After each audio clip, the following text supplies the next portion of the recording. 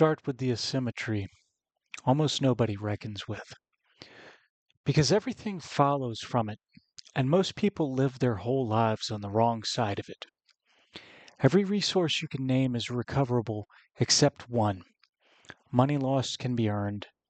An object broken can be repaired or replaced. A reputation in ruins can be rebuilt, slowly, by someone willing to do the work. Even health, inside limits, returns. Time does not. An hour spent is an hour gone, subtracted, permanently, from a total that is at once finite and unknown. You are also not shown that number. You do not get a statement. The balance only ever falls, and it may reach zero before this sentence does. Here's the part the asymmetry conceals. Time is not one resource among the others. It is the one the others are made of. The money you earn back is earned with hours, yours, or hours you bought from someone else with hours of your own. The object you replace is replaced by the labor that built it, which is time wearing a different name. The reputation you rebuild is rebuilt across years you will not get back. Every recoverable thing is recoverable only because you can pay for its recovery, and the single thing that is not.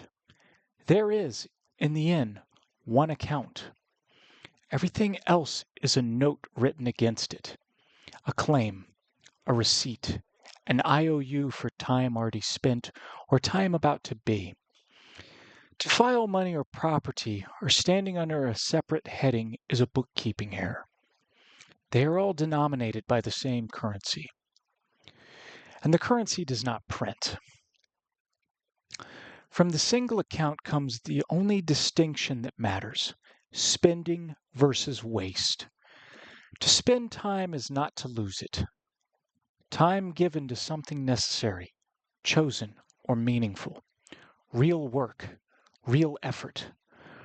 The rest that actually restores is the resource used for the purpose a resource exists to serve. That is not a loss and never was. That is the entire reason to hold an account at all. You are meant to draw it down. The question is never whether you spend, because you have no choice. The account drains whether you act or not. The question is only whether the draw bought anything. Waste is the draw that bought nothing. The hours subtracted in exchange for no value, no rest, no meaning, no use. The meeting that should have been a sentence. The form that exists to be filed. The argument relitigated for the 40th time with no new outcome available to it. The labor manufactured to occupy people who would otherwise have to be sent home. These are not expenditures. They are subtractions from an irreplaceable total that purchased, in return, exactly nothing. And a subtraction that buys nothing is not inefficiency. It is theft of the one thing that can never be returned. The word doing the work is redundant, and it must not be softened into something more comfortable. The charge is not against leisure. It is not against slowness, difficulty, idleness, or the appearance of getting nowhere. A long drive taken for its own sake is not waste. It bought the drive. An afternoon given entirely to a person who matters is not waste. It bought the afternoon and the person. A project pursued with honest effort that fails anyway is not waste. It bought the attempt, and the attempt is a real thing to own. None of these is the crime, because each one spent the account on something. The crime is specifically the avoidable and the pointless, the subtraction that had no reason to occur and returned no value. The loss the smallest amount of competence or honesty would have prevented, that no one bothered to prevent. That is the line. On one side, the resource used. On the other, the resource destroyed for nothing. This is also why the correct response to redundant waste is not mild irritation, but something nearer to anger. and why that anger is not a temperament to be managed, but a calibration to be trusted. Consider what you are actually defending. You hold an account whose balance you cannot see, that only decreases, that no deposit can ever raise, and that may close without notice. There is exactly one rational posture toward a resource like that.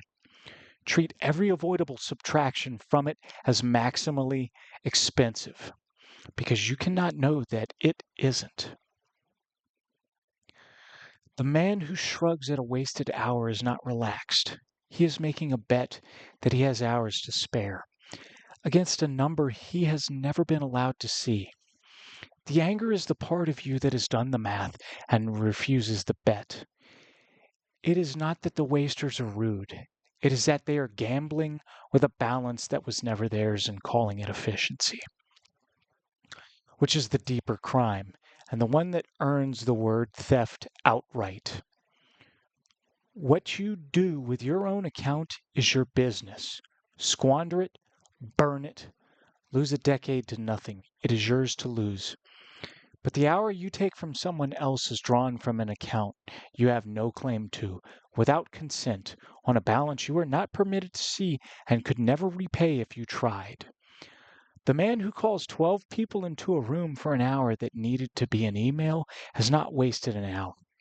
He has destroyed 12 irretrievably, and the obscenity is that he will never know which of the 12 had the least left to spend. He believes he has spent his own time. He has spent theirs, and theirs was never his to spend. Multiply him across every needless process, every status meeting, every layer of approval built to shield someone from a decision, and you are looking at the largest sustained act of theft in the modern world, committed almost entirely by people who would be genuinely insulted to be told what they do. And some of it is built to last. The worst waste does not merely subtract once. It constructs the machinery to keep subtracting. The process that exists to justify itself spawns the meeting to review the process, which generates the report on the meeting, which requires the role created to write the report, which must then be defended in the meeting after that. A perpetual motion engine running on the one fuel in the universe that cannot be manufactured. This is the theft that compounds. It is not a man stealing your afternoon. It is a man building an institution whose entire function is to steal afternoons forever from people not yet hired and to call the output work. The cruelty is in the casualness. Almost no one inside the machine has ever once registered that the thing being consumed is sacred. They think they are running a department. They are running a furnace. Now the corollary, which is what turns all of this from a complaint into an ethic. A life is nothing other than the sum of how its time was spent. There is no second ledger. You are not what you intended, not what you owned, not what you felt strongly about, not what you would have done with more of something. There is only the record of where the hours actually went, and that record is the whole of you. This is the hardest line in the argument and the truest.